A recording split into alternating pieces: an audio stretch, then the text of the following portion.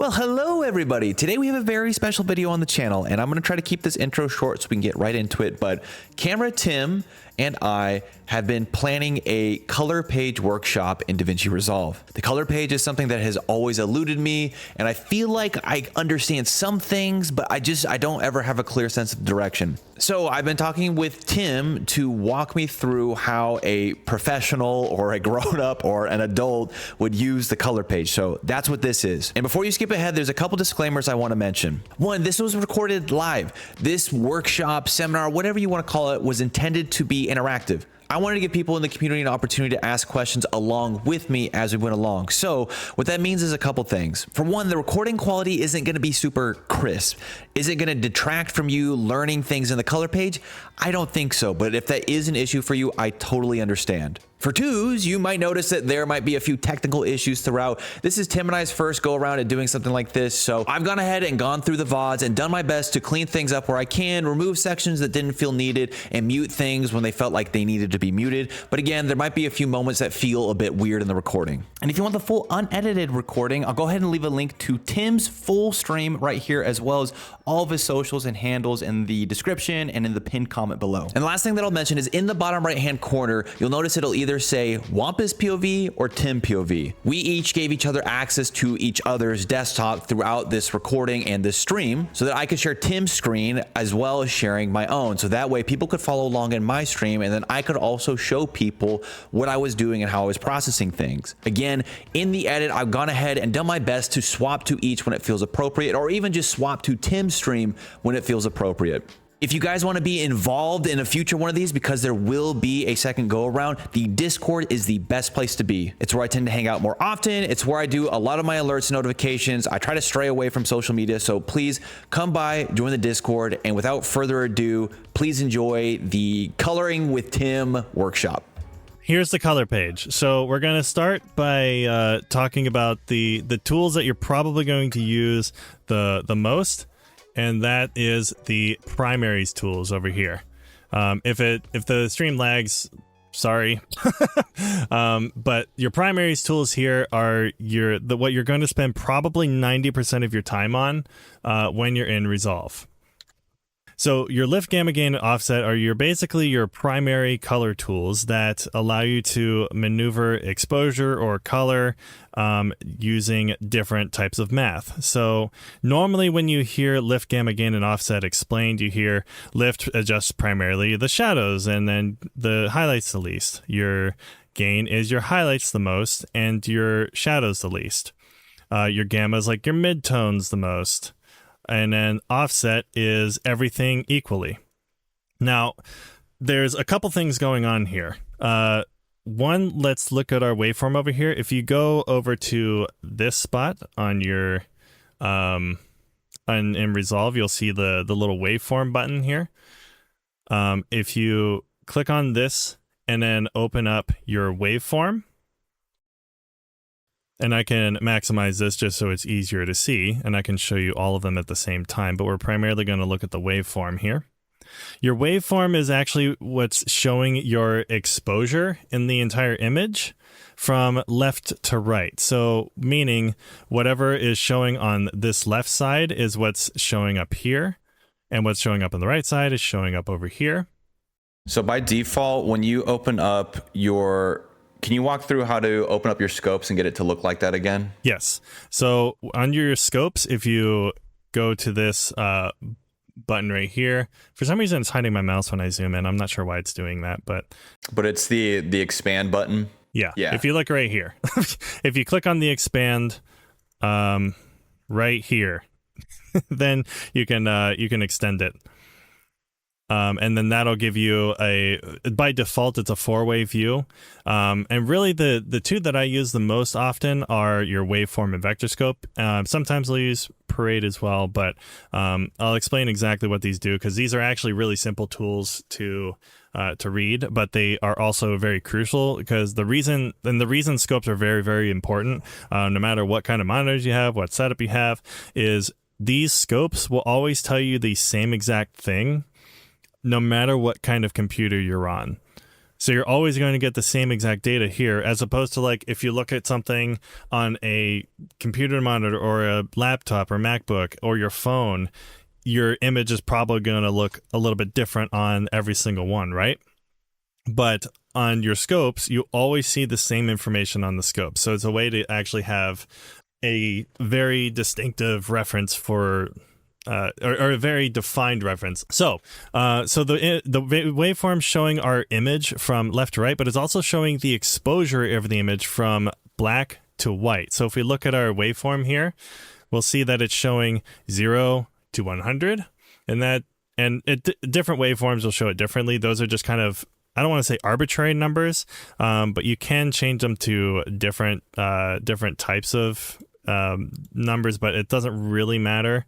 Tim, do you mind going back real quick? So when you're looking at the vector scopes, I feel like one of the things you said that's really important is what the main reason you should learn how to use these is because your computer monitor isn't to be trusted, correct? Unless you have a calibrated monitor. So I think so actually, just to expand on that, so like, because that is something I want to mention real quick, is like, even if you have a calibrated monitor, even calibration is never like 100% perfect. I mean, there's a reason that people who are, you know, full-time colorists, and Darren can attest to this too, like the big studios that need like the absolute best monitor are spending like 30 grand for just the monitor. Just the monitor, $30,000 monitors, because that's how much you make in like 1 week. Yeah, pretty much. So, but there's a reason they're tuned to that much, because they have a very, very specific type of tuning that they need to give you the most accurate real life picture possible. That your normal everyday monitors can't actually physically they actually can't physically reproduce that information. So, anyways. So if we look at our waveform here, so we have 0 represents black in this instance, 100 represents white. If you're seeing something else, like if you're seeing like 0 to 1023 or some other metric or something, just know you're looking at the exact same thing. It's just a different way of measuring it. Okay. So you'll notice that if we push our gain up, for instance, and then we hit this point here where all these, like, we see these flat lines right up 100, and we look at our image here, like that's the white spots in the sky. Those are fully flat white, and we can see that reflected in our waveform. So we can actually see that represented here, and it and the opposite is true too. If we move our lift all the way down, we start hitting the bottom, we'll see those little actually fully black spots on our screen, and that are represented here in the waveform as well. So that's an easy way to see if you've clipped colors, or if you've lost information or whatever. The waveform will give you all of that information. So it's a legit visual of where, yes, the chill space, you're exactly right. It's a legit visual of where colors are at in the image. And on top of that, with the waveform, you'll see that there's red, green, and blue. It's showing you that shift of like what color that specifically is, and how much red, green, and blue energy is in that specific spot. So if I was to show this, you can also, if you click on this tab up here, to pull down the drop down menu, you'll see where it says display qualifier focus. If you select this, and then you have your qualifier open on this end, you can actually hover over the image, and you'll notice the circles on the waveform. That's showing you exactly what pixel you're looking at, and how much red, green, and blue is in that specific pixel. So if I hover over this red flag, you'll see that there's, on the waveform, you'll see it's like the red circle is the highest, the green and blue are the lowest, and that's because this is a red spot. So Tim, what do you mean by like clipping your colors? What is happening when you're talking about that? Good question. So if we're talking about clipping colors, basically what's happening there, and usually clipping happens in camera, but that's like, let's say I recorded an image and I came in and the image looked like this. And there's this flat line here. You don't have to do this part. I'm just doing this as an example here. But let me, do I have ownership of this timeline? No, I should. Oh yeah, here we go. So let's do that. Compound clip, and I go back to color. So let's say I brought it in like this. And this is the information I was presented with. If I try to bring that down, I guess it doesn't do that here because it's actually retaining the information. So this is actually a bad example. But basically what would happen is this would remain flatlined. You would not be able to recover that detail. That detail is completely gone. So when something is clipped, that means that there's absolutely no information there. So you can't, like, if you're looking at the clouds in the sky and something's white, like you can't regain any of like the grays or anything in between. It's just like a solid white for everything. Yeah, that's anything that's hit this flat line up at the top or even at the bottom. There's different ways that there's different. Let me put it this way: black and white clip differently. Because white means too much information, or like too much light, actually, is a better and more accurate way of putting it. 0 is the lack of light, which is where you get noise from. Okay. So that's kind of the difference, and we'll get into that when we explore different ways we can fix all this stuff. So I'm going to go ahead and decompose this and go back to the original. Don't worry about that. All right, so let me reset this. Okay. So that's basically what the waveform does. Really, really useful tool. The other one that we're going to primarily look at is called our vector. Dom, yes. In essence, yes. If you have a poor recording, a lot of times there's nothing you can do. How saturated or how vivid your colors are at any given point. So this is showing us our full color spectrum here. This is showing us I'll zoom in here. This is showing us our red, yellow, green, cyan, blue, and magenta.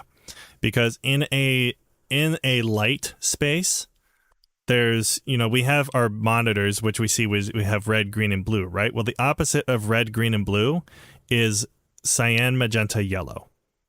So the opposite of red is cyan, the opposite of green is magenta, the opposite of blue is yellow. And that actually comes kind of like from film, which we'll get, and print, which we'll get to in a little bit. But to show how this works, just from a practical perspective, so let's say I'm just going to shift my offset over here.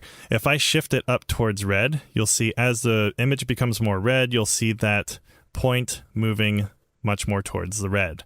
If I shift it down towards green, you'll see it move towards green, towards cyan, blue, magenta, yellow.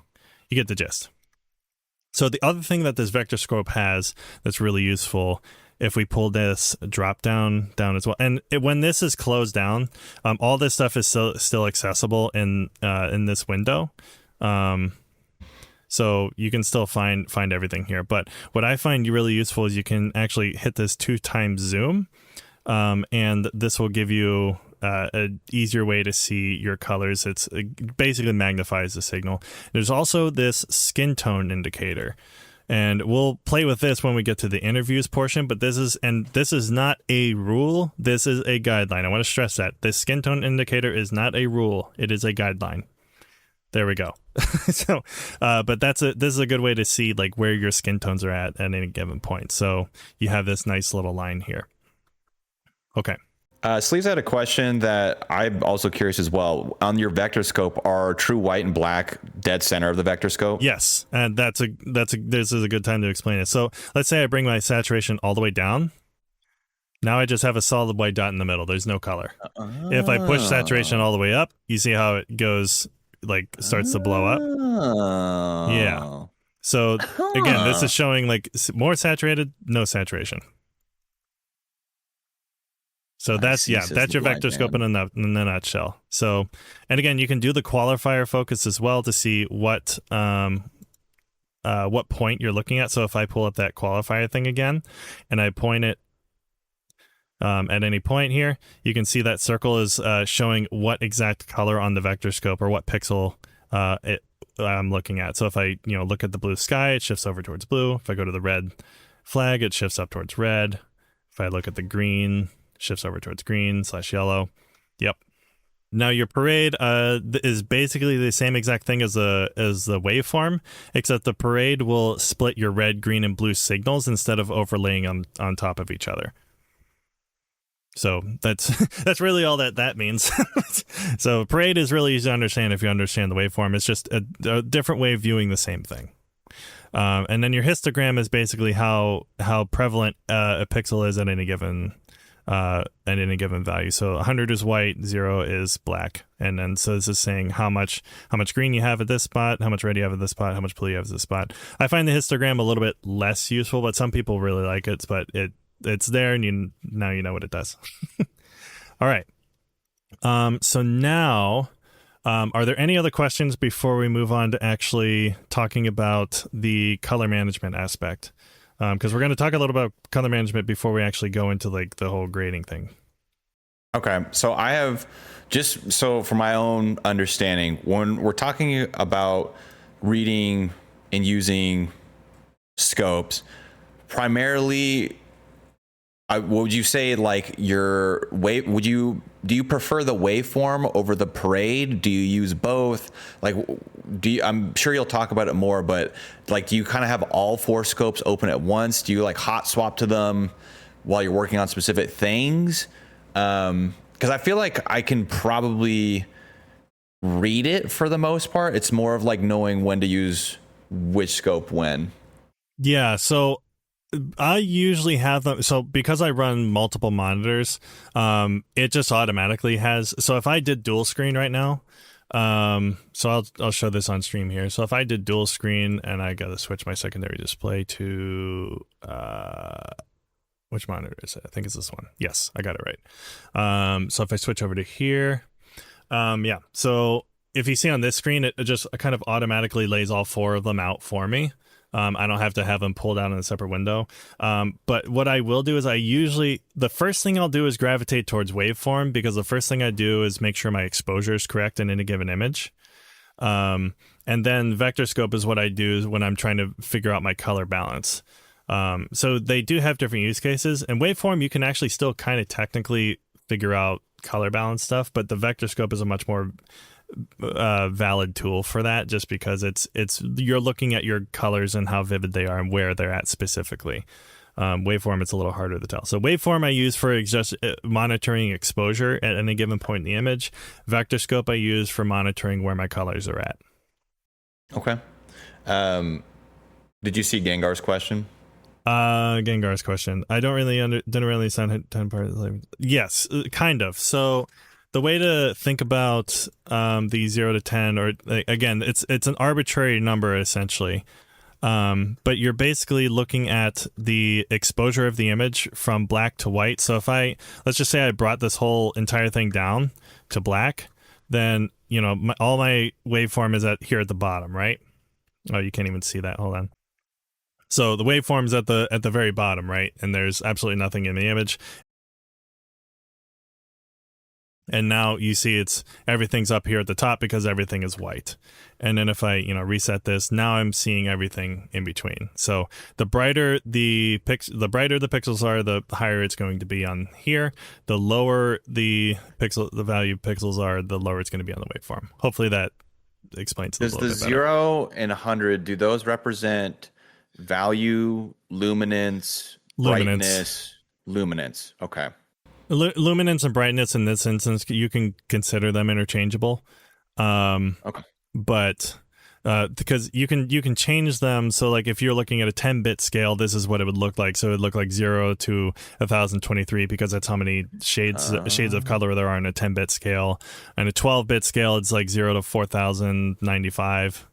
And then you have other metrics. Oh. But again, they're all measuring the same thing. Okay. So percentage is just the easiest one to read for anybody that's like somewhat new to this, because then you can just like look at, all right, if it's at 0, that means black. If it's 100, that's 100%. So the waveforms, once you get the highlights up without hitting the top, or the same for the shadows, or how else is it used? It's used, I mean, that's part of what it's used for. It's just used for monitoring your exposure and getting any point of the image to where you want your exposure to be. So let's say you want your skin tones to be at around 60%, which usually skin tones are typically on a regularly exposed image, usually lands anywhere between the 50 and 70% range. Again, depends on skin tone, because everybody's skin tone is a little bit different. So like some actually land better down to like the 30 to 40 range. Some land better near 80. It just depends on this person's skin tone. But that's generally what it's used. That's generally what it's used for. Is just monitoring your exposure throughout the whole image, making sure everything is properly exposed and you're not clipping anything. So there's a lot of use cases for it. And the more you use it, and once you actually start feeling how the waveform works, it'll make a lot more sense. Hopefully that clears some of the stuff up. Now we can go into color management if there's not any other questions about that specifically. I think I'm okay with scopes for the most part. It's more of just like using them with purpose.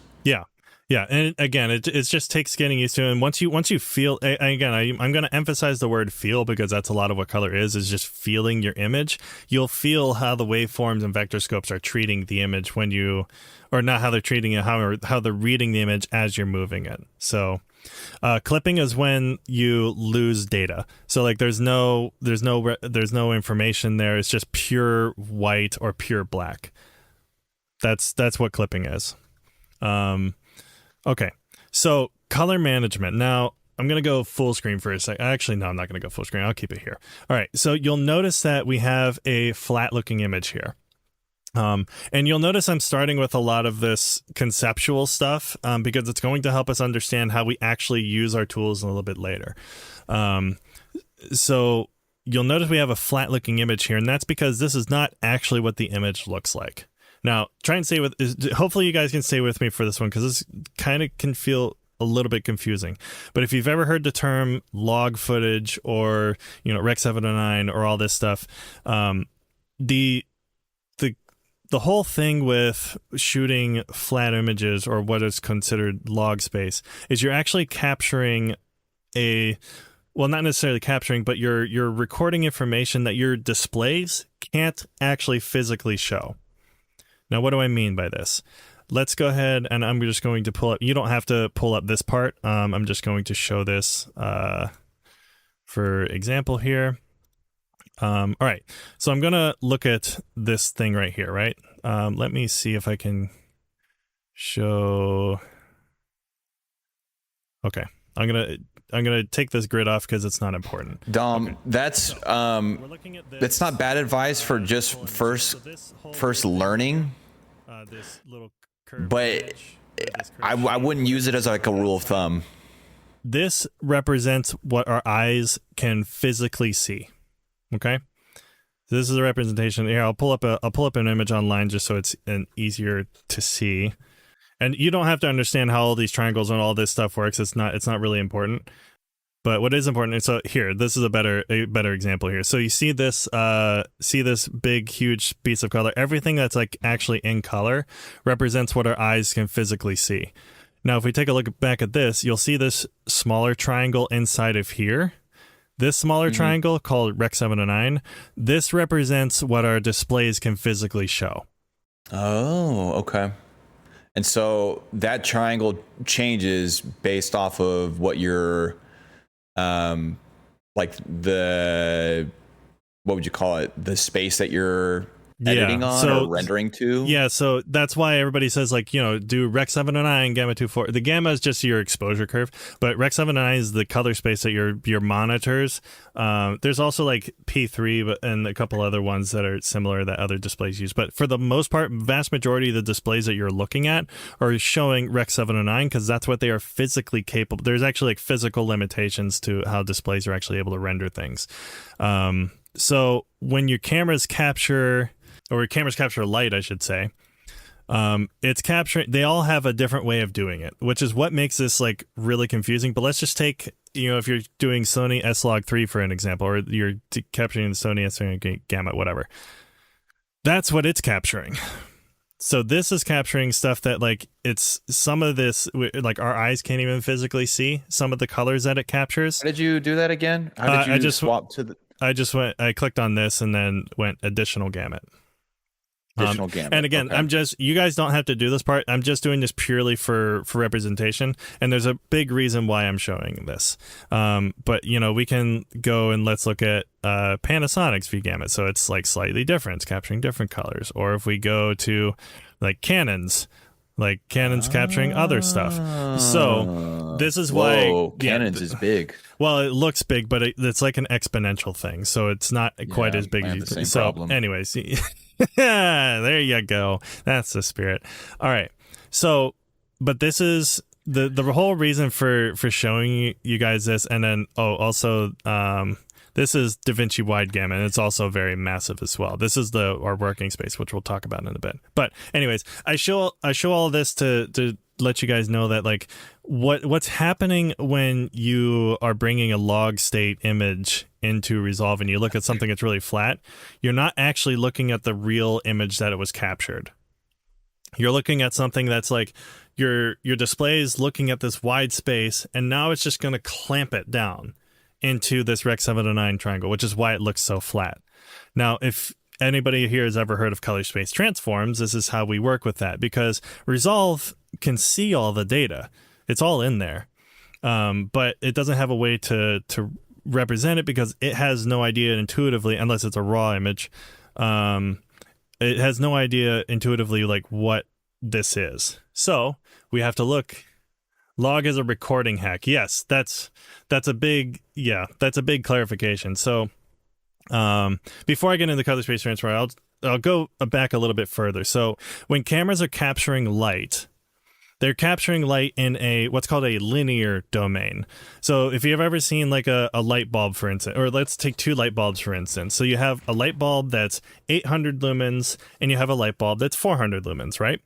Now, when we're looking at these light bulbs, the one that's 800 lumens will be twice as bright as 400, right? It's pretty self-explanatory. However, when a camera captures that light, the camera is capturing it linearly, but because our displays can't show it, it has to cram this massive space down. I'll just go here. Again, this is all arbitrary, but it's capturing this big space and it's doing this, and it's cramming it down. And so what we do and then it like puts it into its log encoding or its Rec 709 encoding, and then basically what it's doing when we put it on a display and we're trying to look at it as it's supposed to be, then it just like expands that little space back out to here to as best it can to give us as accurate of a representation of the image as possible, right?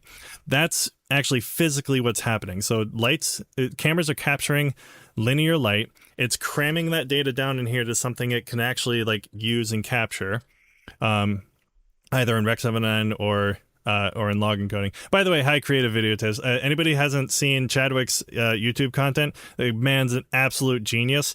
Go watch him. All right, so let's getting back to this.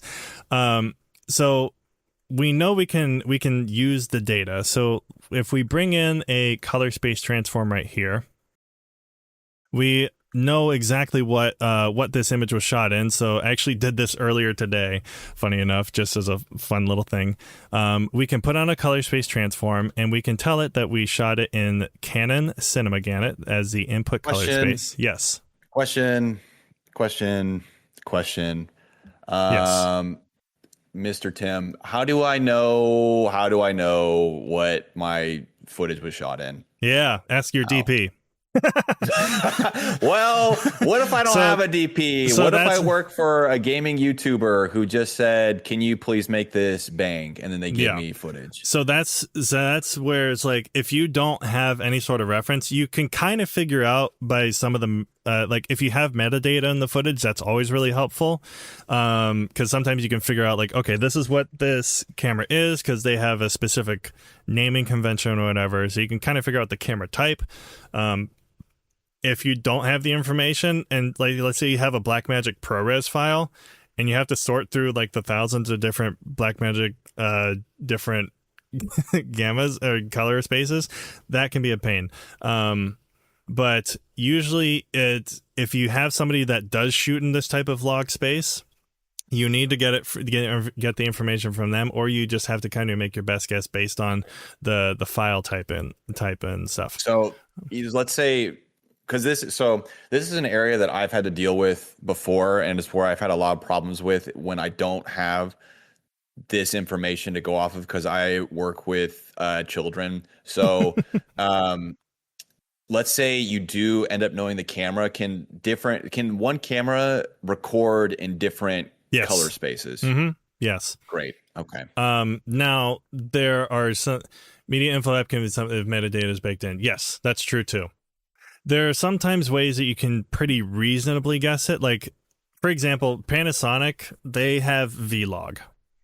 That's it. It's either Vlog or some different flavor of Rec 709. Because any of like, if you've used a Panasonic camera, you've seen like their Cinelike V or Cinelike D and stuff. Those are different Rec 709 spaces with different interpretations of color. That's at its base level. That's really what those are. Same with Sony with like the what is it called? S-Cinetones. Those are also just still different flavors of Rec 709. Really, the only time that this comes into play is when it becomes actual log footage. So yeah, that's something that comes up quite often. Is we don't know like what exactly this camera shot in, and it really makes it a huge pain when I'm downloading log footage from Artlist and they have the camera, but that camera shoots in like 5 different spaces. I'm like, I have no idea, so I have to like do my best guess to try and figure it out. And this all, so just for my own clarification, this all relates back to what you're saying with the chromaticity, the CIE graph, where you're trying to figure out where your colors are actually sitting informationally wise, like how that data is sitting on that color spectrum, and you're trying to access it in the correct manner. We're trying to find which one of these it is so we can correctly map this triangle to this triangle. Okay. That's effectively what we're doing. If your stuff is already, if you're outputting a Rec 709 and you record it in Rec 709, then you don't need a CST. Actually, correct? Yeah, you do. And there's a reason why, because somebody else asked the same question. I knew this was going to come up. And there's a reason why I say yes. Let me get to that point, because that's something I was planning on addressing, because I wish I had some Rec 709 footage in here. I can give you some. Yeah, send me some, and I can do an explanation as to why.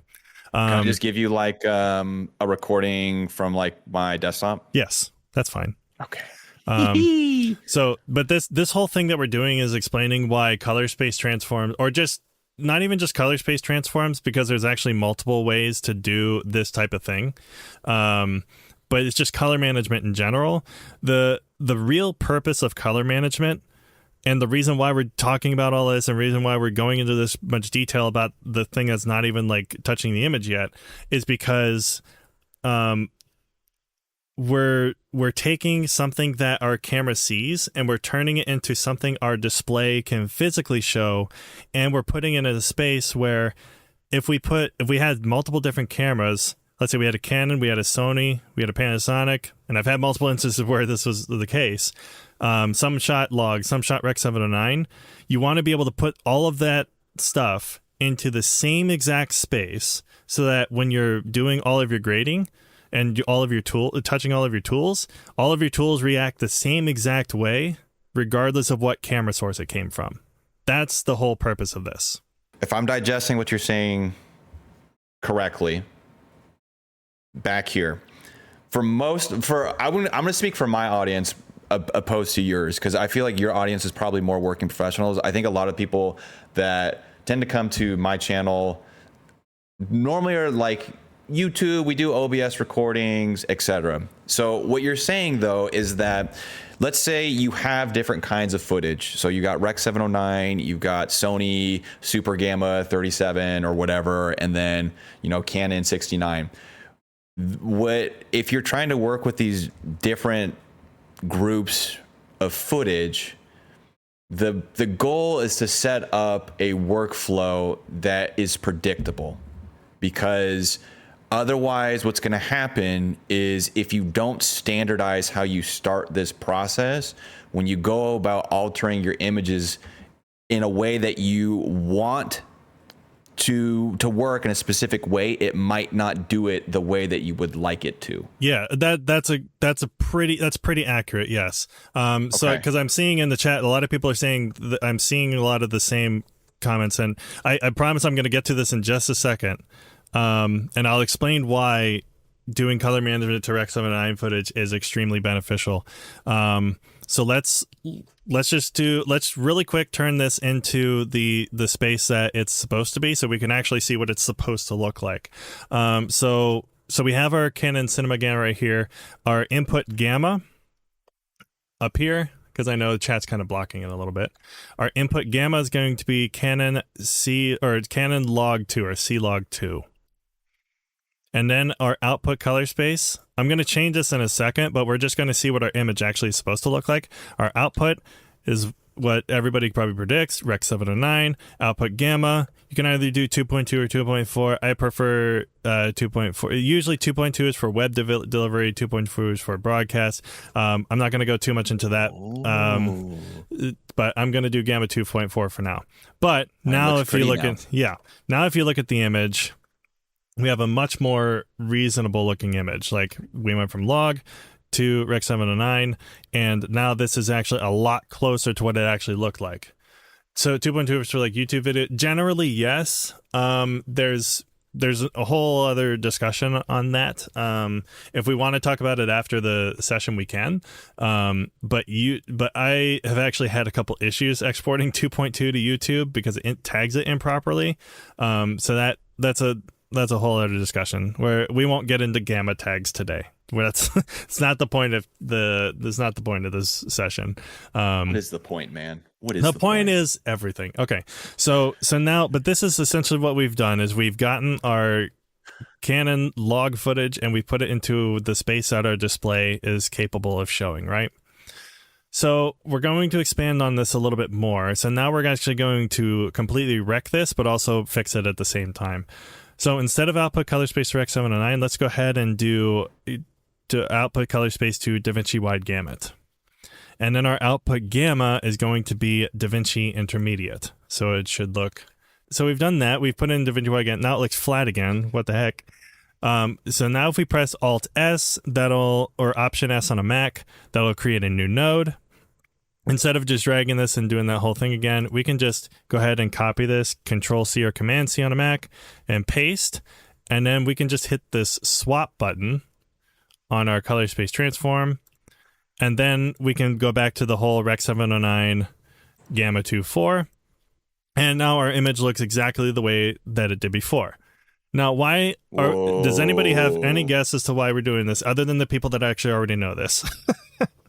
Whoa, yeah, I might need a breakdown on this one. So we got two color space transforms. Yes. The first is taking our camera's recorded color space and putting it in DaVinci super wide gamut. I'm going to call it DaVinci super wide now. That's awesome. DaVinci super wide. And then we have another one that's taking super wide and converting it back to monitor happy color space. Yes.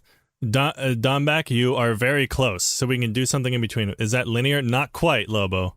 We'll get into linear in a bit, but you're on the right track.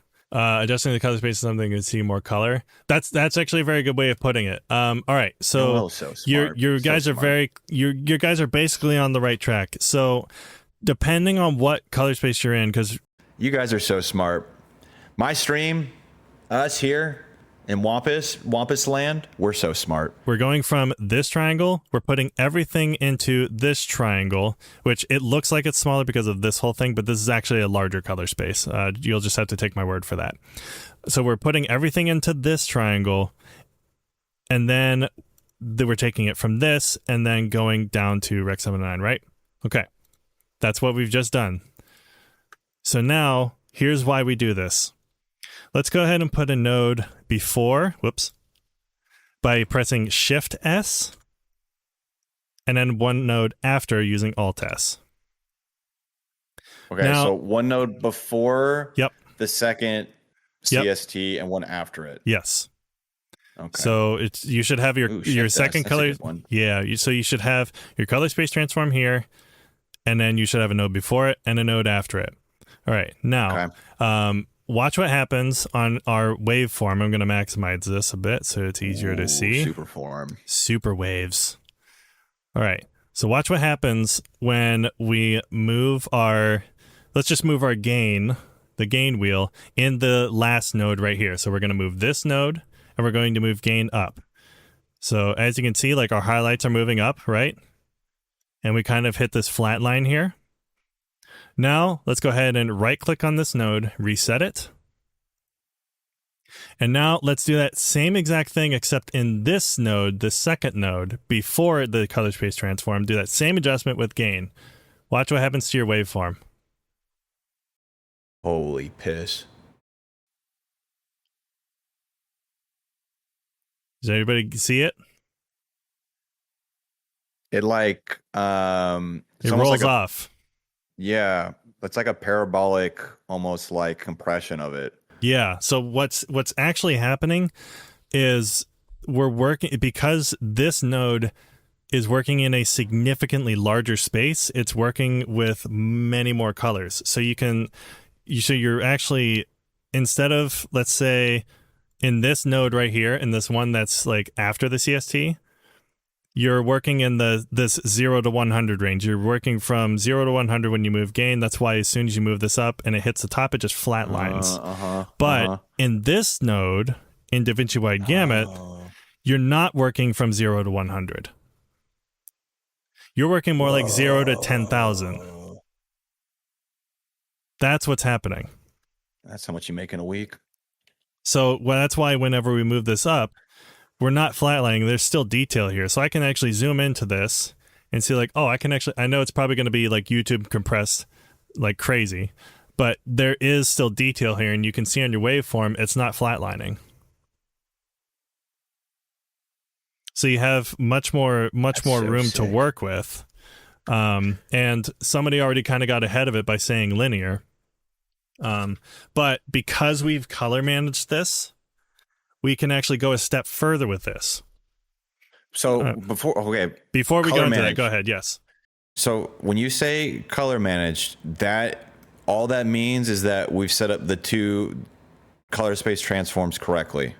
Yes, color management is a bunch of different things. Color management can mean like you're doing it by project level, you're doing it by CSTs, you're using a LUT.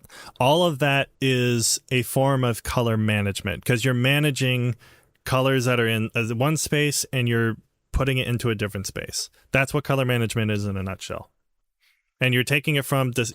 There's three, well, really two. There's two different spaces. There's scene referred, also known as like camera referred or whatever, and there's display referred. So we're taking it from its scene referred or camera space, and we're putting it into our display referred space. You can also say there's a working space, and that's what DaVinci Wide Gamut is, because DaVinci Wide Gamut's not a camera space that you shoot in. It's the space that we work in, so we call it a working space. So we have our scene referred, which is camera, whatever the camera shot, and we have our working space, which is DaVinci Wide Gamut. Then we have our display space, which is what we deliver in Rec 79 Gamma 2.4. All right. Is any of this not making sense so far? Because we're about to go a little bit more into it, and so why this becomes so powerful so fast. Okay, I'll let people type up some questions if they have some, but just for my own understanding, right? The thing that's important for me in YouTube land is understanding what our footage was shot in. Now, you could take technically. Tim, and correct me if I'm wrong, let's say I did do OBS recording, right? Like this was Rec 709 recording. I could take that as my input color space and gamma and put it into DaVinci Wide Gamut. Yes. Right? Yes. So okay. that brings it full circle. Yes. So that is why you would color manage Rec 709. Like, so even if everything you shot was Rec 709, this same concept that we just did with moving the gain and watching it roll off, that same concept still applies to Rec 709 space. That's why. Oh, that's so sick. What? Yeah, that's why. Yeah, that's why. Remember when I was telling you initially, like, no matter what kind of camera space or whatever you're working with, I work with it all exactly the same. This is why. Oh, dude, I hate being a meatball, man. That's so sick. So, okay. Taking it just again for little simpleton Brandon's brain, taking a step back, First step, when we get our footage on the timeline and we're ready to go into color land, the first thing that we're going to do is set up our two CSTs and make sure that we're putting it into DaVinci super wide. And the way we do that is by understanding what our input color space is. For a lot of people in my stream, it's going to be Rec 709, Gamma 2.4. Yeah, you could, if you aren't sure about the Gamma stuff, you can literally just do Rec 79 and Rec 709. You can do Rec 79 twice for both the color space and Gamma, and you'll be fine for your recording. Okay. Because now I have that clip, let me just show that. So let's go here to this Rec 709 clip, right? So I'm just going to set this up real quick. Again, you guys don't have to do this. I'm just doing this as an example. So Rec 709, whoops. DaVinci Wide Gamut, DaVinci Intermediate. I'm going to copy this, make a new node, paste, swap. So, and again, because color space transforms are lossless, meaning you don't lose any data, I can turn these on and off. There's no change to the image whatsoever. But if I do that same gain adjustment, again, we'll pull up the waveform so we can see it. If I do the same gain adjustment before or afterwards, flat lines, before, rolls off. That's why. We're putting this triangle into this triangle. Yeah, that's what I found is an easier way to explain it, because like a lot of people will just see something like this on my screen right here and say, oh, that's just like, it's just a flat image so you can grade better. But what people don't realize is like this isn't actually what the image looks like. Okay, this is my POV, guys. So I have the two color space transforms. I have Rec 709 to Gamma, and then Gamma back to Rec 709. And then if I do, oh, that is so, I mean, the image is super blown out, but you see how it's like, it's not going past the 100 line. Whereas if I did it on this one, like, oh, wow. Right, is there any other questions on that specifically? I think if we were to end just the webinar right here, that you just changed my life, because that. Oh, we're just starting. We're just getting started, guys. There's a lot more. A lot more that fun, is and so cool. There's a lot more fun stuff I want to show. So I want to talk about a little bit about this concept called linear. So you know how I talked about earlier how when cameras are seeing light, they're taking it in linearly and they have to go like this and cram it into this. Well, what if we could reverse engineer that? The easy way to do that is if you're in a color managed space. So that means that you've told Resolve, hey, this is what I shot in. I shot in Canon. Now, what we used to have to do was do like another color space transform and then like do, DaVinci Wide Gamut, DaVinci Intermediate. I'm showing you this right now. You don't have to do this part. There's a much easier way to do this. I'm just showing you so you can visually see what we're about to do. And then output Gamma to linear. So now we're actually seeing what it looks like in its linear state. And then I'm going to go ahead and make this node here. What do you mean by linear state? So linear is how cameras capture light. So if I put this in linear, that means that it's a... What would that be opposed to? That's like Gamma 1. Linear is literally Gamma 1.0. Okay. So it's a straight line. So you see this curve down here? This would be Gamma 1.0. Okay. If I brought it down to here, this would be like Gamma 2. I don't know what the exact curve is, but this is like Gamma 2.2, sure. Gamma 2.4, blah, blah, blah. But that's just measuring the curve. Linear is like what we see with our eyes. Okay. But again, but this is like showing, like our display can't show it because like you see how extremely crunchy it is. It's because our display can't show it. Now we don't need to do all these CSTs. This is just a visual representation. We're going to work in this, but without these. Okay. So I'm just showing you this for the visual, but what we're actually going to do is go and delete these. We can just right click on this node and we can go to Gamma and linear. And now we've just done that same exact thing we just did with two color space transforms on either side. This is just doing it all inside one node. Why do we go into linear though? Does anybody have any guesses as to why we want to go back into the space that the camera captured in? This is not a trick question, by the way. I don't expect people to get why. I don't know if I'm completely 100% following the linear conversation. Okay. So I because don't we're know. That could just be me. okay, yeah, this because we want to make changes before changing the color space. Not quite. Okay. Let's see. How can I explain this in a way to make sense? So Maybe if you just say it again, like yeah. maybe it'll land. Okay. So what we're doing with linear is we're reverse engineering the process essentially. So we've told with this CST, right?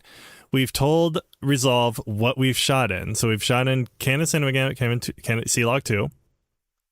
And because we've done that, we're able to tell it to go into linear. So we're going from where we're starting and we're going into linear. Now that means we're changing it to a linear gamma curve. You don't have to really understand what that means, but cameras capture in linear, right? So if we adjust gain inside of linear,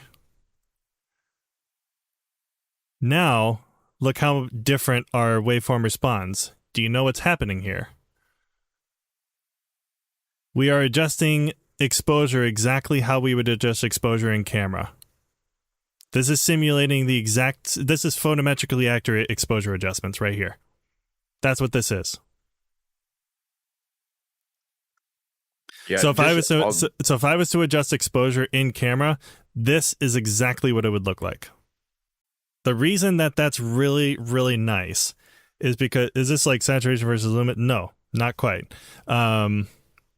The reason that this is really nice to have is because you can, let's say you overexpose an image, but you want to like reduce your exposure, but you want to do it in the most accurate way possible. This is how you would do that. Because if you tried to do this just in like a regular space, let's just say, I'm just going to crank this up. Actually, no, I can't do that. And so did you? Here, I'm going to go over. I might have. I'm sorry. I might have missed something. You didn't change anything on that node, or did you? Yes, I did. Right click on the node, go to gamma, and select linear. Got it. Okay, that's the missing piece because I was like, wait. Yeah, that's something. Yeah. Okay. So got it. So similar to how you would adjust like in a camera raw tab, which we'll get to in a bit. You know how you can like adjust exposure in a raw tab. This linear gamma linear gain is exactly the same thing. So you can adjust. Okay. It's almost like, now again, if you clip your camera and stuff and you have the complete white spots and you try to bring down that exposure, you're not going to recover the data. It's because it's not there, right?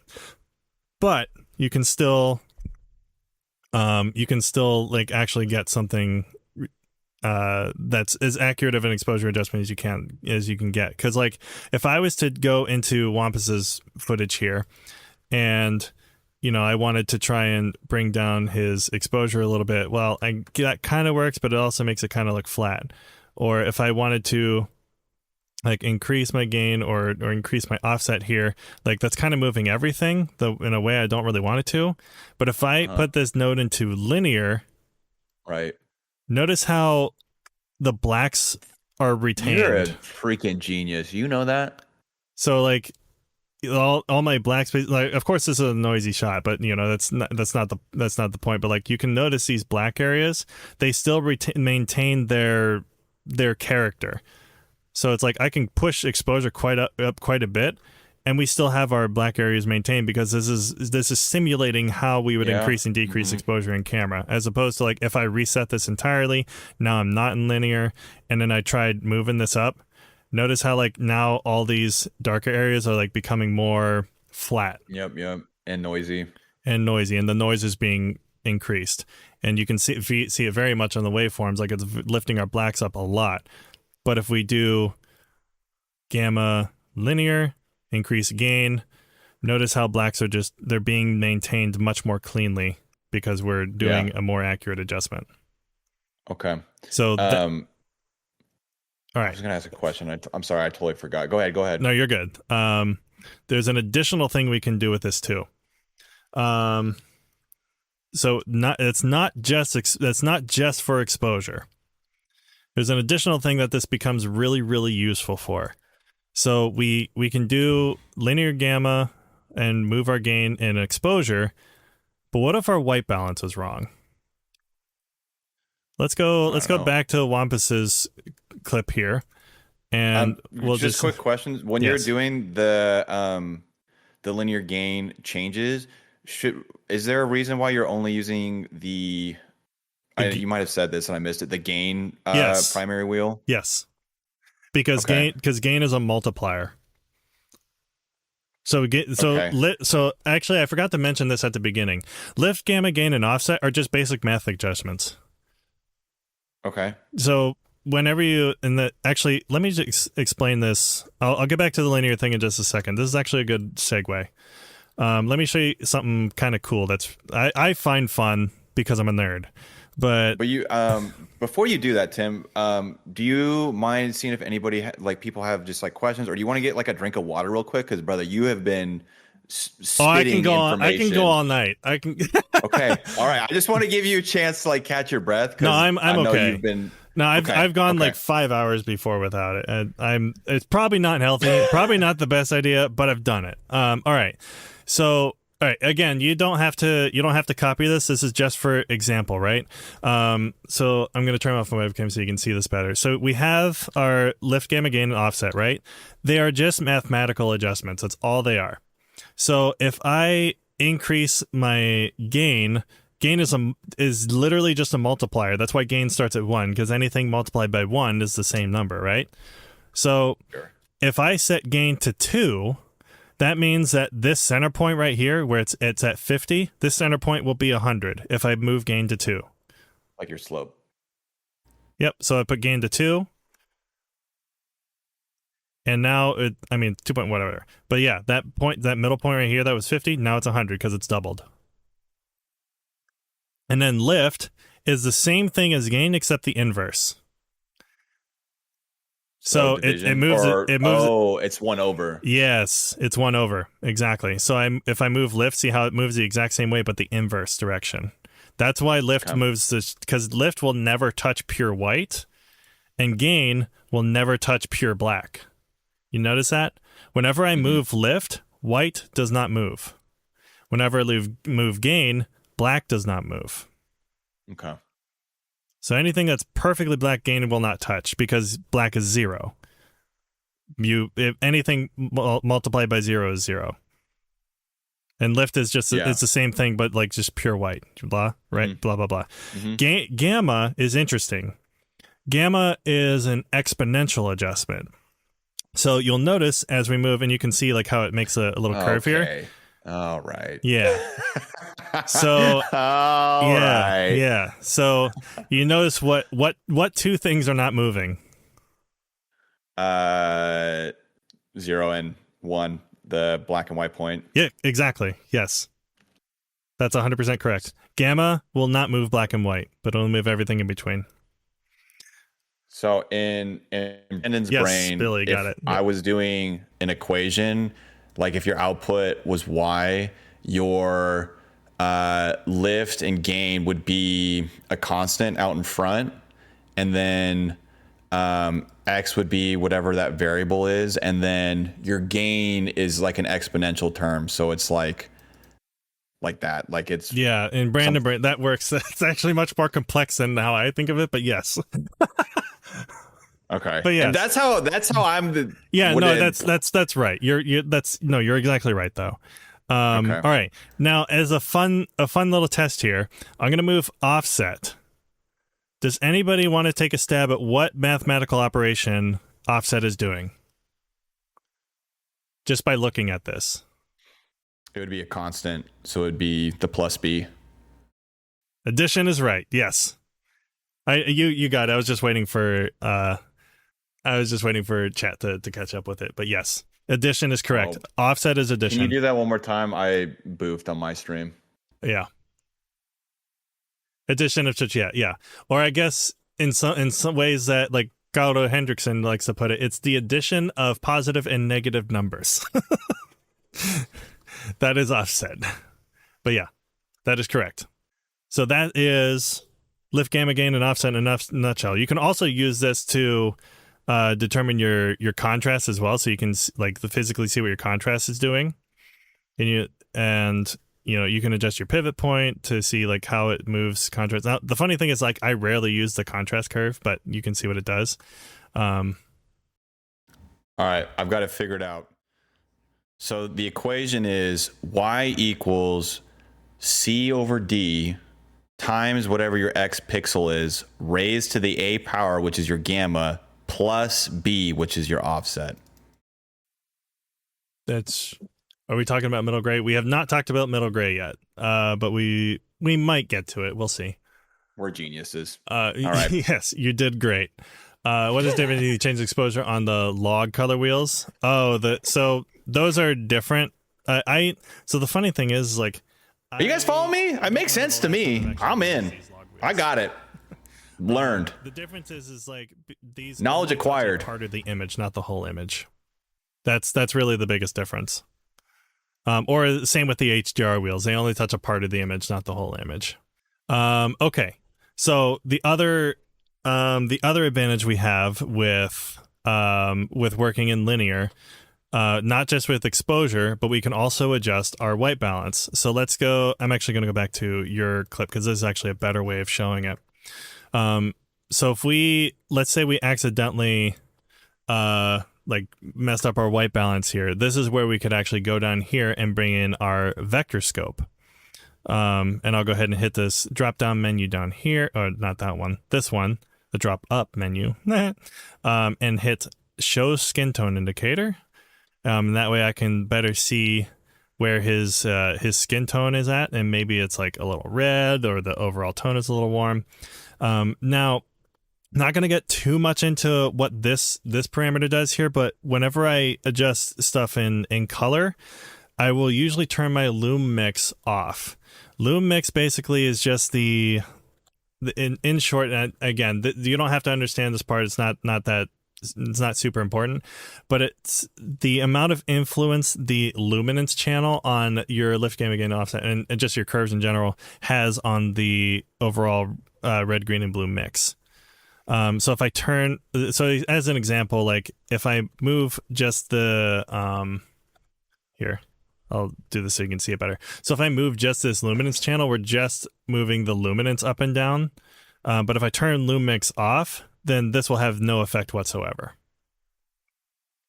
because the loom mix is turned off. Now, the reason I do that in linear is because if I am adjusting my color balance and the luminance is being moved while I'm just trying to adjust color. So that's just a helpful thing to know. But okay, so we've gone back to linear gamma, and now we just do the same thing we did with exposure, except now we just move the color wheel, and now we can adjust our white balance, green, magenta shift, whatever, with linear gain, and we're also simulating white balance, green, magenta shift, all that stuff, as it would be in camera. So we actually have a much more accurate way of fixing that. So now we have a much more normalized image as opposed to that. Do that one more time for me. Okay. So we start with setting the node to linear gamma. Yep. We turn loom mix off. Yep. And then we just drag our gain color. Loom mix off because gain is a multiplier. Yep. So, and because we're working in a linear domain 1.0, that's why it's working that way. And now if we can look at our vector scope and see where colors are shifting, but this is like very different behavior. So we can try to do the same thing with offset. So I'll go ahead and disable that. And if we try to do the same thing, again, we're not in any specific color space. If we try to do the same thing with offset, we can get kind of close, but you'll notice that like it's not quite hitting the same spot because it's shifting everything with addition, right? So it's almost, we're getting this like little green cast or something. So even though our white balance is basically the same on the skin, this one gives us a lot more of a natural look. Doesn't have that same cast over the image that this one does. Oh, wow. That is so cool. Mine looks literally within like 2 seconds. Mine looks so much better. The shortcut to disable and enable is Control D. Control P. Oh, yes. I totally didn't explain that. Yeah, Control or Command D will disable the node or nodes that you have selected. So this is And my then before and then after. Alt D will do all of the nodes on the page.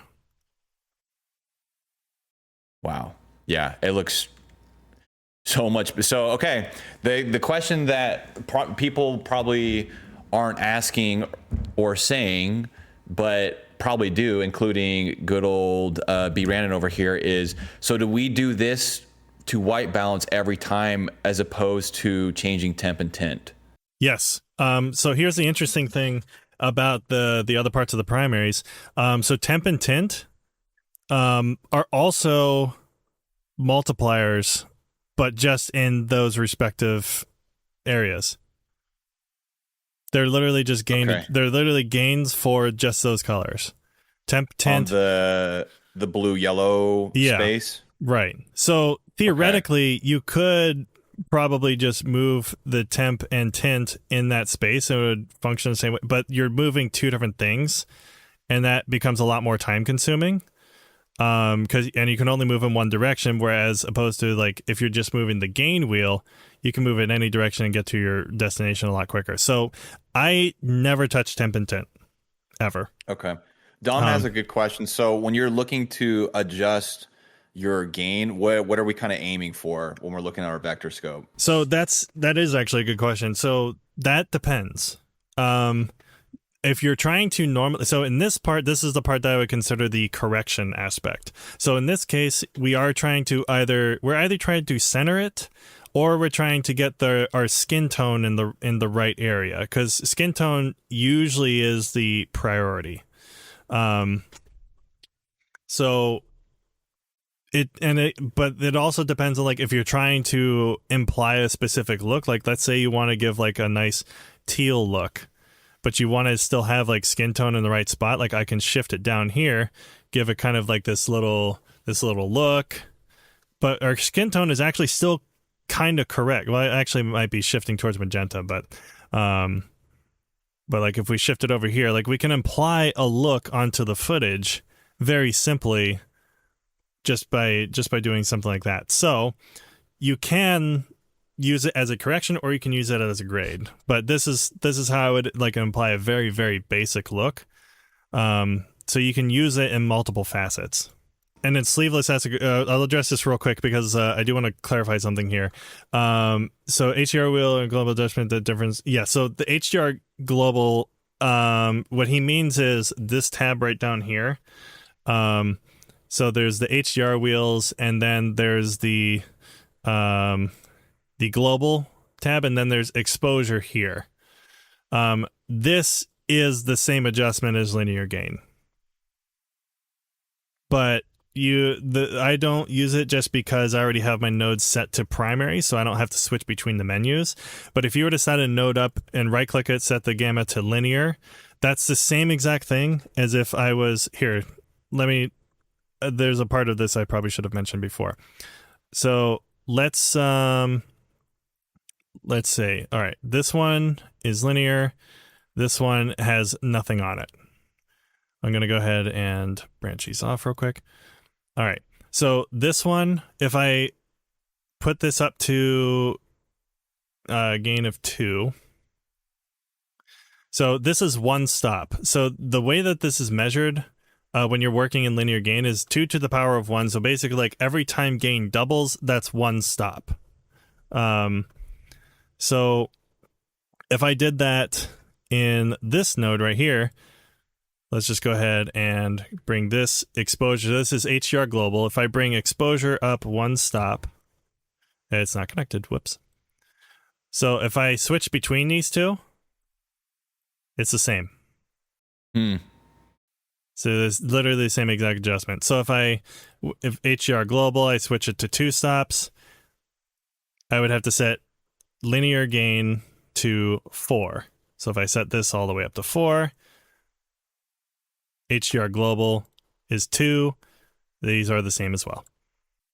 And the other thing is HDR wheels are what are called color space aware. So they actually will behave the same no matter what color space you're working in.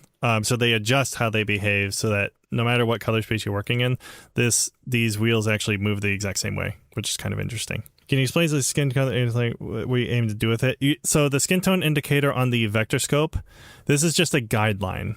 This is a guideline to where like skin tones usually land at any given point. So if I'm trying to find out where this is, so his skin's actually like leaning a little bit towards red. Now, that's not necessarily a bad thing, and this is one of the things why, like I mentioned, it's used as more of a guideline, because some people's natural skin pigment is a little bit more red or a little bit more magenta than other people's. Some people lean a little bit more yellow or green. So again, this is not like a hard rule that you have to like land on the skin tone indicator, or it's not good balance.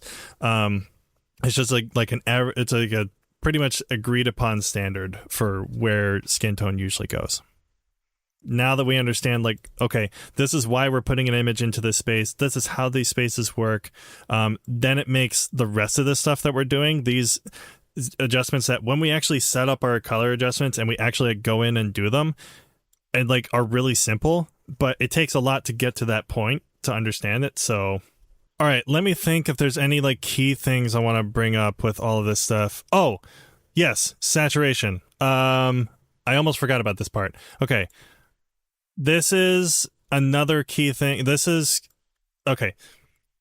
There are a lot of different ways to measure saturation. Sleeveless already knows where I'm going with this. He's got it already. He knows. Okay. So saturation is also basically a gain adjustment. It's a saturation multiplier, which means it's the worst way to adjust saturation. Never touch this knob. So I'll explain this in a little more detail. So basically what that means is so if we look at this vector scope and we increase our saturation, what it's doing is it's making the most saturated colors more saturated. And that makes it look very video-y, and it's very, very unpleasant, right? It just looks garish. It's ugly looking. The first thing that was ever put in place to kind of solve for this was this color boost. Color boost is a little bit better. So it's not quite a multiplier. It's like almost like that exponential adjustment. It's almost like the gamma to the gain. But it's also not quite great. It's a little better, but I would still never touch it. Now, what the concept that we haven't really talked about yet has to do with the differences between digital and film. And there's a huge reason why we're going into this, because this will make a lot more conceptual sense. Okay. Oh, no. Yeah. This is actually a lot easier to understand than color spaces and stuff. A lot easier, trust me. So when you have film and you have or print and stuff, what do you start with? White, right? So when you start with white, how do you get color? Like if you're going to buy printer ink and you want color printer ink, what are the 3 colors that come with it? I'll give you a hint. It's the opposite of red, green, and blue. Cyan, magenta, yellow. And the reason being is because the way that print or film gets any sort of saturation or any sort of color is it's subtracting from white, right? So when you're looking at a printer image or something, you're looking at the cyan, magenta, yellow pigments of a little ink that are subtracting light away and when it comes back to your eyes, you get color. That's just how printers and film and all that stuff works. Now when it comes to a digital space, or when you're looking at your monitors, what space does that start with? It starts with black. Idea. It starts with black. Okay. Because when there's nothing on the screen, it's fully black. Now, how do you get color in a digital space? You have to RGB. Yep, you have to add red, green, and blue. Now, here's where the problem kicks in. Because we have to add red, green, and blue. If you get to a certain point where you're pushing the colors too far, you go beyond the clipping point. Right. That's what this is. So when we're adjusting saturation here, we're increasing red, green, and blue. So we're adding saturation. We're using it in an additive space. But if we want to do like film or print, we can do what's called subtractive saturation. Okay. And thankfully, there's a couple ways of doing it. The color slice tool actually operates in that subtractive mode, but it has multiple dials, and we don't really need to get into all of the color slice stuff today unless we want to. But what we can do is we can actually right click on the node, Right. go to color space, and then we see what Sleeves has already pointed out, HSV. You'll notice that there's HSL, but that's a slightly different color model, and I'll show you the difference between them actually, just for fun. You guys again don't have to understand this part. Am I still gamma linear or no? That won't matter. It overwrites the gamma because there's a certain thing that this does, which is also really fun. Trust me, it is fun. Okay. Yep. I'm here. Okay. All right. Go back to this and then pull this one up. Okay. Let me close that out. Close that out. Okay. All right. So I'm going to pull this up on screen here. Okay. Oh, careful. Yeah. So I know, but we're basically looking at 3 color properties: the hue, the saturation, and the brightness. Right. So this is HSL. This is HSV. Now, the difference between them is this third value. So you have hue and saturation. The third value is what's different. So you have lightness for HSL or luminance, and you have V for value. Now, what what this means is for HSV, the max value of a color, or the max value, is the max saturation, whereas max lightness is white. And then max saturation is actually 50%. But now why does this matter? Why does this translate to this? Well, that means that when we increase saturation in HSV, we're not increasing luminance. When we're increasing saturation in HSV, we are not changing luminance. Well, we are changing luminance. We're not increasing luminance. We're decreasing it. Decreasing luminance. So let me show you. I'm just going to do this outside of a color managed workflow. So I'm doing this in here. I'll switch between HSL and HSV. This will be a good way to show it. So I'm going to look at the waveform here. So I'm going to switch this to HSL because HSL is actually very, very similar to how this saturation knob works. So what's the interesting thing about these color spaces, HSL and HSV, and why the gamma doesn't matter is because the dials down here, your lift, gamma, gain, and offset, the red, green, and blue are no longer red, green, and blue. They're actually hue, saturation, and value, or hue, saturation, luminance. So red's lift, gamma, gain. Yes, under those. So just any of like red, green, and blue channels. So. So basically red becomes hue, green becomes saturation, and blue becomes either lightness or value, depending on which one you do. So if I only adjust green, that means I'm only adjusting saturation, or if I'm only adjusting blue, that means I'm only adjusting luminance. So all right, so we are in HSL right now. HSL is an additive saturation space. Now watch the waveform whenever I increase saturation. We see colors going up and down, right? Yup. Because this is an additive model. Additive models attempt to separate the red, green, and blue to try and increase saturation. Now, let's switch this to HSV. And now let's add saturation and gain this time. Notice something? None of the colors go up. That is how subtractive saturation works. Basically, you're not going to clip your colors upward if you do that. No, so sleeveless, so some people do that. I personally don't. What sleeveless is referring to is usually when people do this, they'll right click on the node and they'll turn off channels 1 and 2. Or sorry, 1 and 3, so that they can move the whole wheel and do the same exact thing. It's only messing with saturation. That just means it's disabling the red and blue channels. That's what this means. But when you have a middle and you just only move the green one, it's doing the same exact thing. Okay, so just a quick recap. What we're doing right now is by default, when your color space is sRGB. I mean. Default, no. It's whatever you're setting here. So when it says use timeline, That's what it's whatever it's currently set to here, which in this case is DaVinci Wide Gamut. Okay. But DaVinci Wide Gamut uses RGB. Okay. And so when we change the color space, what we're doing is we're flipping a switch for our RGB sliders, controls, that changes it. Instead of changing red values, blue values, green values, we're changing hue, saturation, value. Correct. Yeah. Okay. And there are only 4 color spaces that do this. And if we actually wanted to visualize what this looked like, here's actually what it looks like.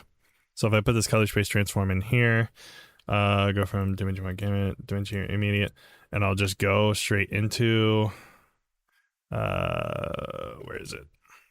HSV. That's what it looks like. Whoa. Yeah. So it's mapping the values in a different way, so that if I'm increasing like one channel, it's mapping it so that when it goes back into DaVinci Wide Gamut Immediate, it looks at how this was mapped and changes either the hue, saturation, or value based on what it sees here. Why is my mustache so green though? Okay. So yeah, that's what's happening there.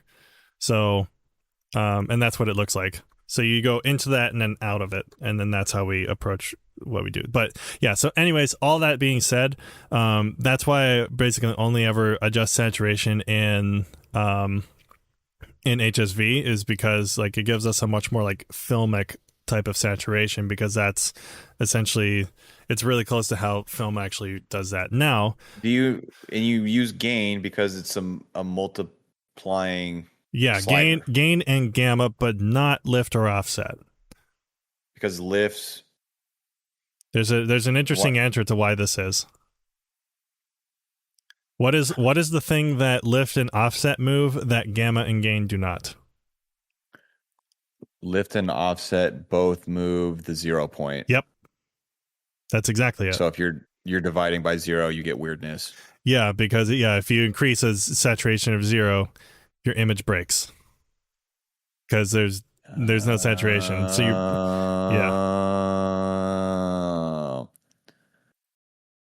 you broke my image. Yep. So, but this is and here's the fun part. So if you do this in your custom curves and you switch it to just your green channel, you can basically like create a saturation curve. Oh, what? Oh yeah, I like that. Yeah, this can be fun. So like you can like increase it in your lower areas, decrease it in the high areas to kind of like compress your saturation a bit. Oh yeah. I'm here for this. Yeah, it's basically the same as doing it with gain and gamma too. So if I decrease it in gain and then increase it in gamma, it's similar, but it's less of a curve control. But yeah, it's doing the same thing. Oh, that's so sick. You're so smart. Now, here's the only downside of how subtractive saturation works in this model. When you decrease saturation and gain, you unfortunately do increase the luminance of your colors. So what I usually do is I actually usually add a parallel node, and we can get into like what all the different nodes do if you guys are curious. But I'll set a parallel node, and basically what a parallel node is that these two nodes are operating independent of each other. So they're receiving the same image, but they're doing adjustments that don't touch each other, and then they just merge back together.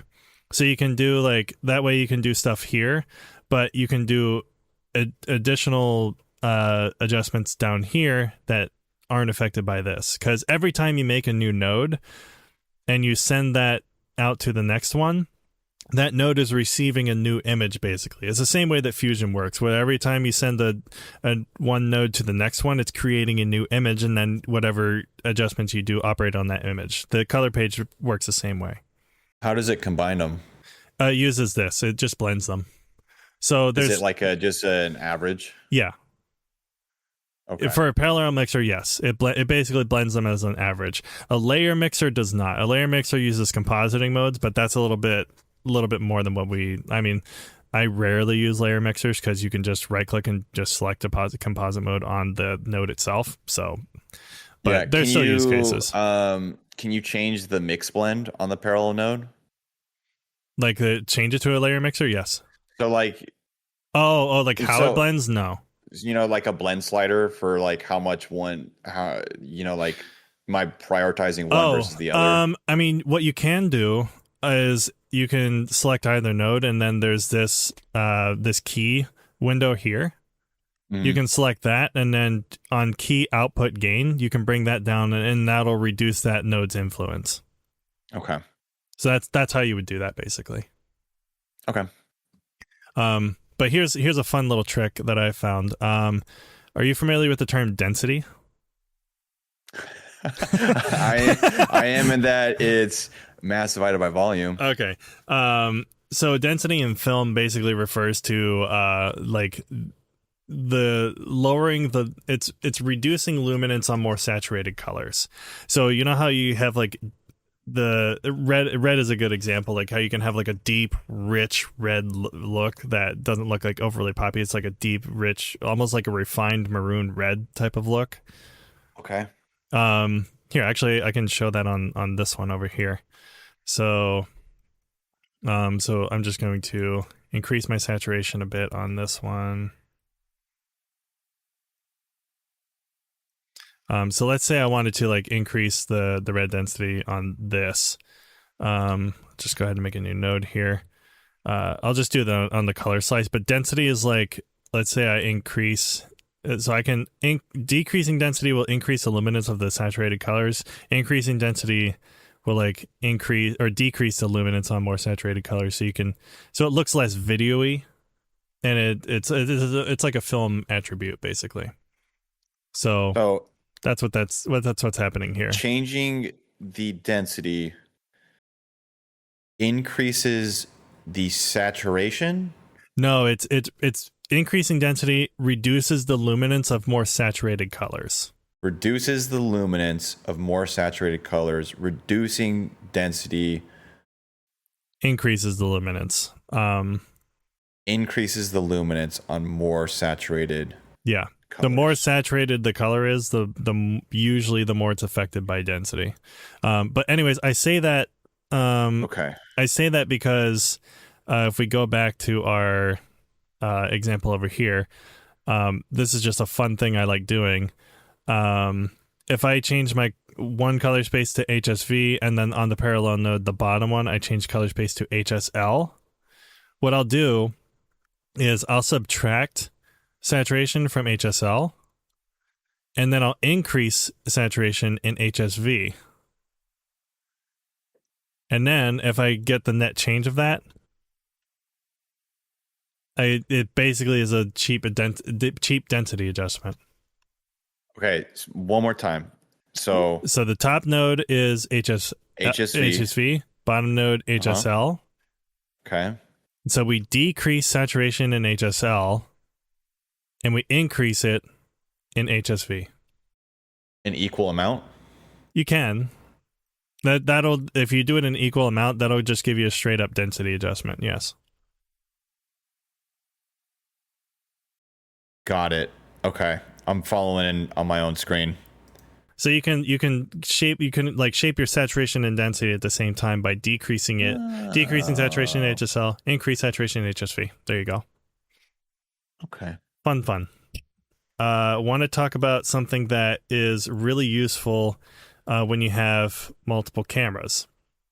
So you'll notice that we have 5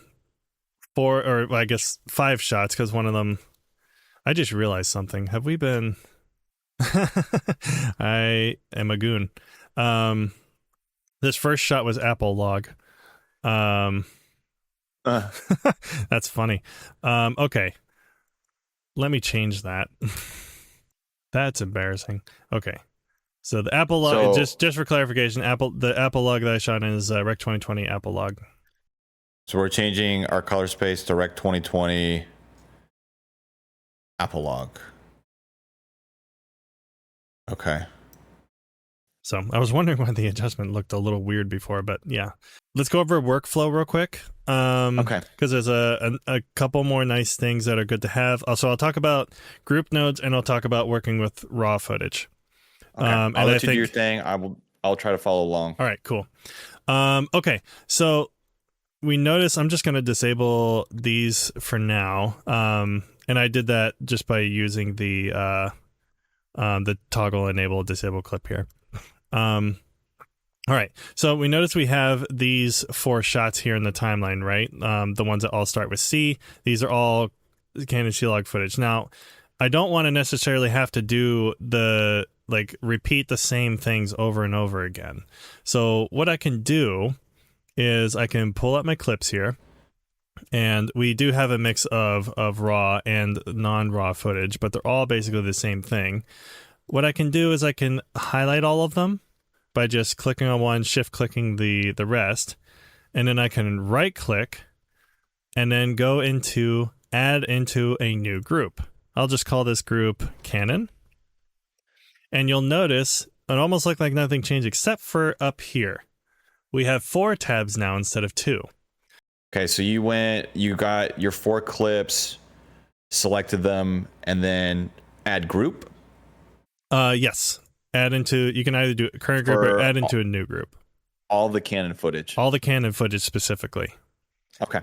And what that's done is that has given us 2 new tabs, and you can see them right here. We have group pre-clip and group post-clip. And what that means is that anything we do in this group pre-clip or group post-clip goes into every single clip that's in that group. So if I have a bunch of Canon footage and I don't want to have to copy paste the nodes over and over again to every one, I can just put them all into a group. And now if I just add this color space transform, we'll once again go Canon Cinema Gamut, Canon Log 2, DaVinci Wide Gamut, DaVinci Intermediate. I can copy this node, and then I'll go to group post clip, the 3rd tab. I'll go ahead and paste that so that we have another color space transform here. And so we have DaVinci Wide Gamut, DaVinci Intermediate, and then Canon Cinema Gamut, Canon Log 2. We'll switch this to Rec 709, Gamma 24. And now it's that way for every single clip. So we've just color managed all 4 clips at the same time. And any adjustment that we do to any of them, so let's just say we go gamma linear, I'm just doing something, you don't have to do the exact same thing, but any adjustment you do, you'll notice it's affecting all 4 clips at the same time. And this is really, really helpful if you have a number of different clips from the same camera type. You can color manage them all the same so that you can just work on them individually just from an adjustment or correction level, and you don't have to color manage them all individually. And you put these in Canon Cinema Gamut, Canon Log 2? Yep. Okay. Yep, these are all C-Log 2 clips. Okay. And then if we go to just the clip one, so just clip by itself, now I can make adjustments just to this one, but that doesn't affect any of the other ones. So this is a way to separate them. If you change that drop down menu or the little dots to be clip. So the first one is group pre-clip, second one's clip, third one's group post-clip, and then the fourth one's timeline, which I almost never use just because it affects graphics too. So I just stick with these 3. And then let's say, here's another interesting thing. If we know that on our group post clip for every single camera, it's always going to be DaVinci Wide Gamut, DaVinci Intermediate with the same output color space, because in our post clips, bald by camera, Tim. Oh, thank you. Thank you so much for everybody that's following, everybody saying hi. Thank you so much. The screen's a little bit laggy, but I appreciate you all. Just wanted to point that out. But what we can do, instead of repeating this, and let's say we wanted to put in I don't know, a split tone effect, and then we wanted to put that on every single one, and we wanted to use the same color space transform on every one. And what we can do is we can actually right click on the node, and we can select save as shared node. And then we can, and it's automatic, for some reason it automatically not for some reason, there's a good reason, it's kind of for safety, but shared nodes will automatically lock when you create them, so you can just right click and then select lock node. But now I can go into any other clip. So like if I went back to this original one here, and let's just say I put this in its own group here. So I'll just call this Apple. And I know I'm going pretty fast, but I'm just trying to explain this as quick as I can. But I can, in this group post clip, add that shared node. Once again, unlock it. And now I have the same exact node. And even though these aren't in the same group, any changes I make to this, any changes I make to this, even though they're not in the same group, it'll still be reflected in all the other clips. So you can apply like this. So you can apply the same look. So if I wanted to do the split tone, so let me just search for. Actually, I can. Yeah, I'll search a split tone effect. So let's just put split tone on here. And I just like make it really strong. Blah blah blah. And just do something like that. I don't know. Again, this is just for example. But I can right click and save this as a shared node. I can unlock it. And I'll just go ahead and rename this by selecting node label, and I'll just call this split. And then I can go into any of my Canon ones and just go ahead and add that node split. And now any changes I make, once again, will be reflected in all the clips regardless of whether or not they're in the same group. So that's a way you can apply the same look to every single camera, but let's say there's like specific things you need to color manage them differently because this is a different camera than this.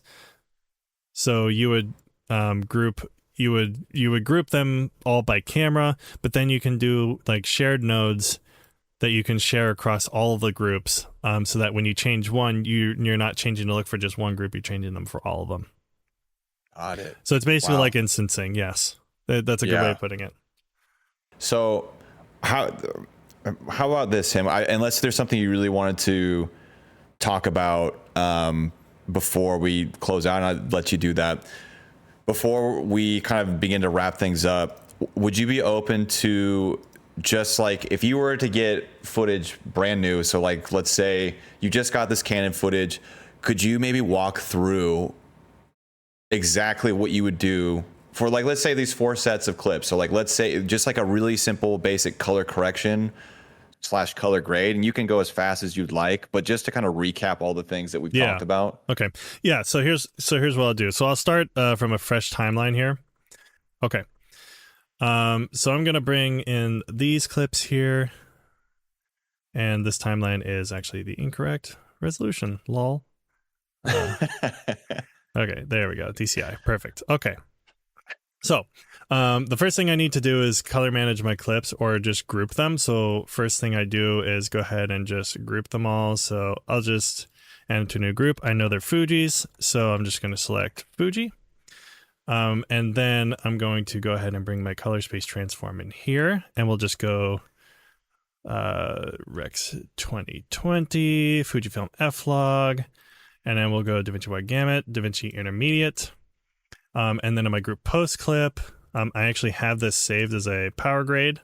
So I will just use my, not the clip template, actually. That's the wrong one. Oh, I forgot. I didn't update the locations. It's going to freak out for a second. Okay. So instead of a color space transform for the output, I actually have a DCTL that I use. So I use this one right here. It's called the JP2499 DRT. It's basically an output transform that does a similar thing that the color space transform does, except I like how it renders a little bit better. So I put this in, and then sometimes I'll go ahead and let's just add a, which one do I want to go with here? So this is like is it like a macro for color space transforms?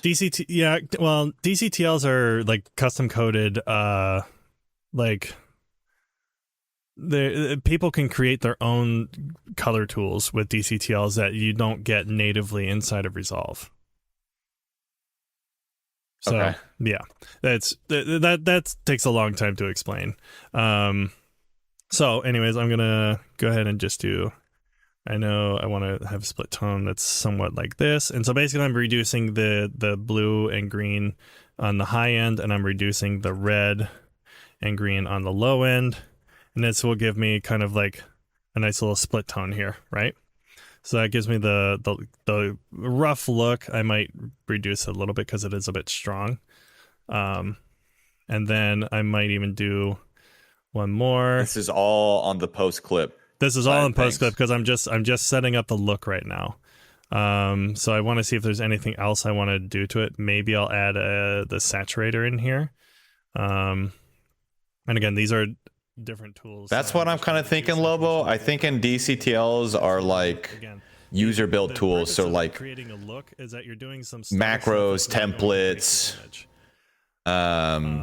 fuses, but for the color page. So it sounds like people come up with their own color space transform presets, and that's what they use for a DCTL. I think it probably would have been better to stick with the color space transform for us simpletons, but we'll let Tim rock. I'll just replace them, and it's not a big deal. So I already have my tree built out so that this exposure and balance are both already in linear. I have my HSV and HSL, and then I have my primaries. And then I have, this is actually supposed to be, where is it? This one, and then this one is actually correct. Okay, perfect. And again, DCTL is just, it's like a user built function for the color page. Correct. Yeah, it's DaVinci's own language. It's very similar to C if anybody is familiar with programming. But I'll look at this and say, okay, the face is probably a little overexposed. I want to create a little bit more of a mood. So I'll go ahead and reduce this exposure by about a stop. And then I'll go into my primaries. And then I'm just going to create like a little bit of a little mood here, and then lift the shadows up and see if that's how, just to create a little bit more pop here. I think that's kind of how I want it.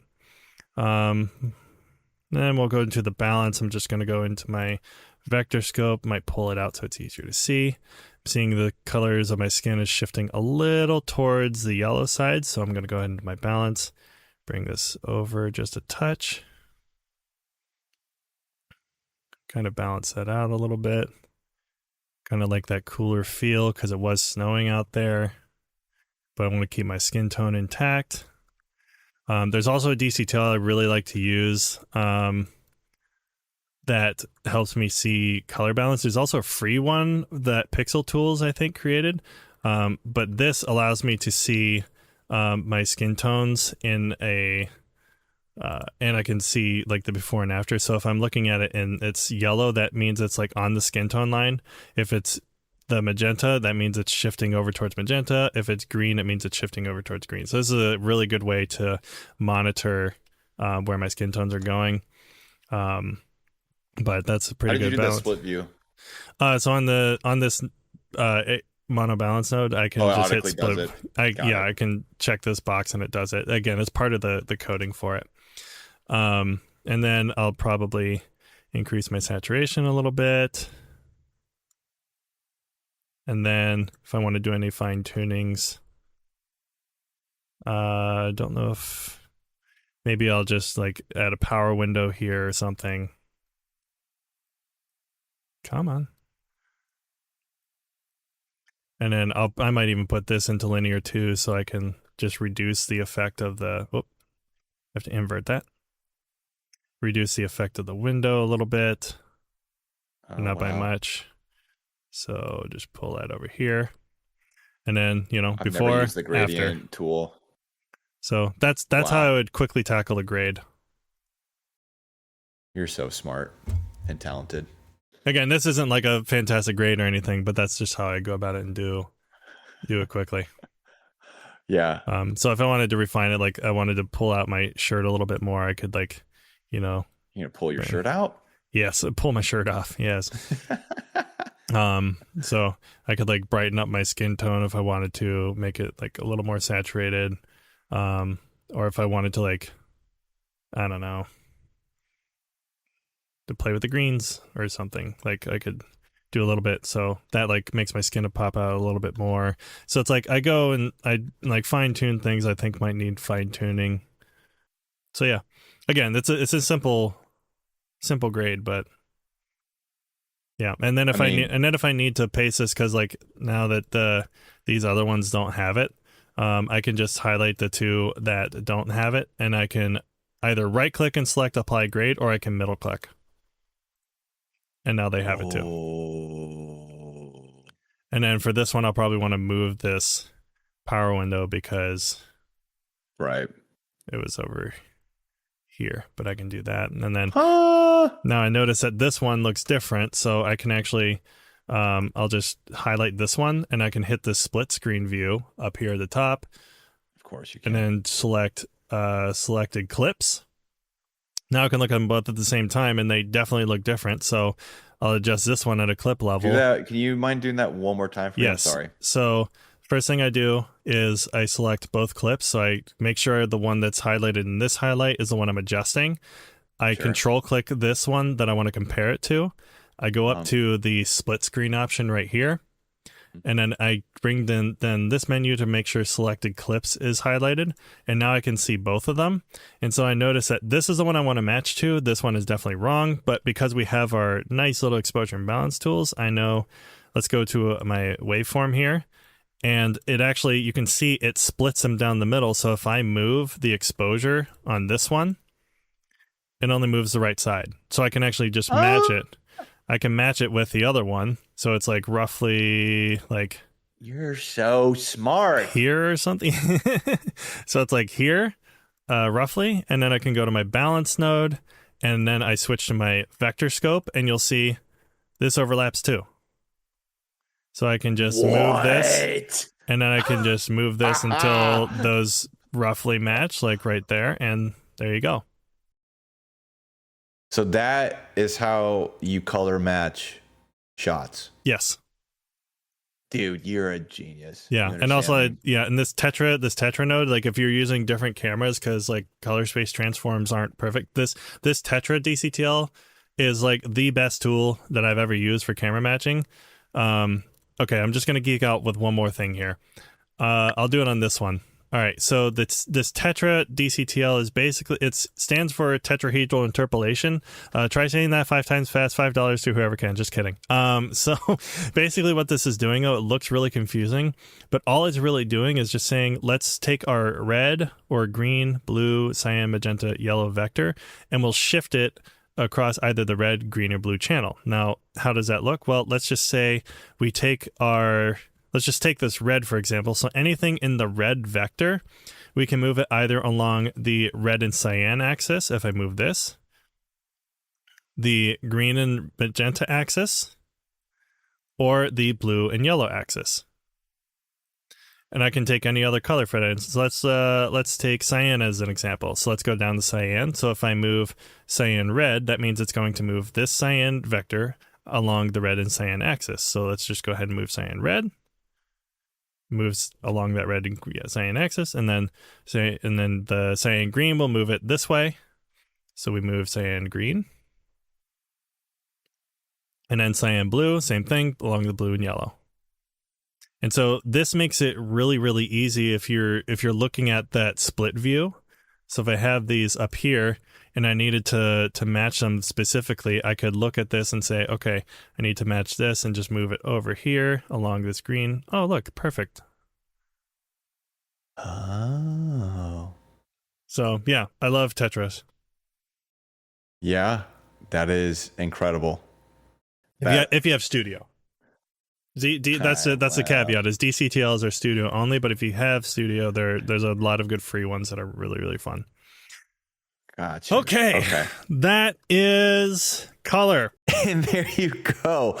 Whew. All of Tim's information is going to be in the description and in the pinned comment.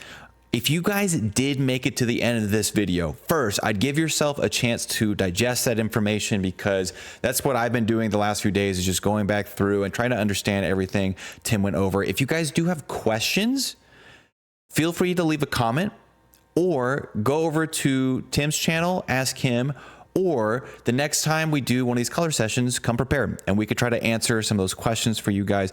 But regardless, thank you guys for making it to the end of the video. You are a superhero, and I hope to see you guys in the next one.